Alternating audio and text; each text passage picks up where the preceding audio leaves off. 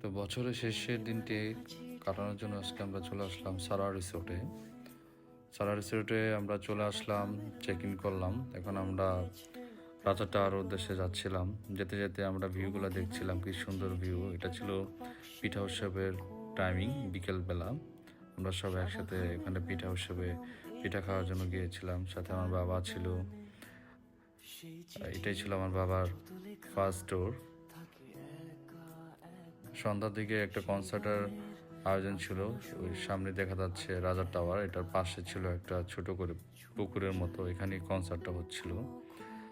ওখান থেকে কনসার্টটা শেষ করে চলে গিয়েছিলাম আমরা লেক সাইডে। লেক সাইডে এটা ছিল একটা রেস্টুরেন্টে এখানেও কি সুন্দরভাবে নিউ ইয়ারের প্রোগ্রামগুলো করার জন্য সাজানো ছিল।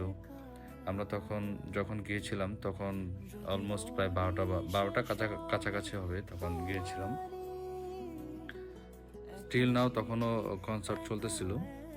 কনসার্টটা শেষ হবে, তারপর পরেই আমাদের ডিনার টাইমটা শুরু হবে। তো এখন চলতেছিল ডিনার টাইমে আপনাদেরকে যেটা দেখাচ্ছি সেটা হলো কাবাব আইটেমগুলো। এখানে ছিল সব ম্যাক্সিমাম কাবাব আইটেম, তারপর ফিশ আইটেম।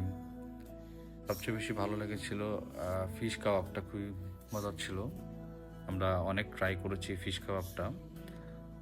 সারা রিসোর্টের একটা জিনিস বলতেই হবে, ওদের খাবারের কোয়ালিটি খুবই ভালো।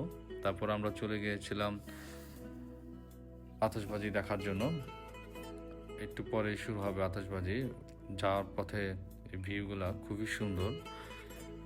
সত্যি কথা বলতে রিসোর্টটা অনেক বড়, যার কারণে এটা মানে ঘুরে আর শেষ করা যাবে না। ততক্ষণে আতশবাজির টাইমিংটা চলে আসছিল।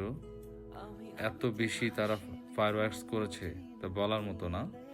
একটানা 15 মিনিট। তো পরের দিন সকাল ভোরেই আমরা ফটোগ্রাফি করার জন্য চলে আসলাম লেক সাইডগুলোতে। সবাই একসাথে ওখানে গিয়েছিলাম। অনেক বেশি ঠান্ডা ছিল, তারপরও ফটোগ্রাফি তো করতেই হবে। ওই টাইমিংটা আর মিস করা যাবে না। এই জায়গাটা ছিল অনেক বেশি সুন্দর। নৌকাটা এমন একটা প্লেসে ওনারা সেট করেছে, মানে খুবই ভালো।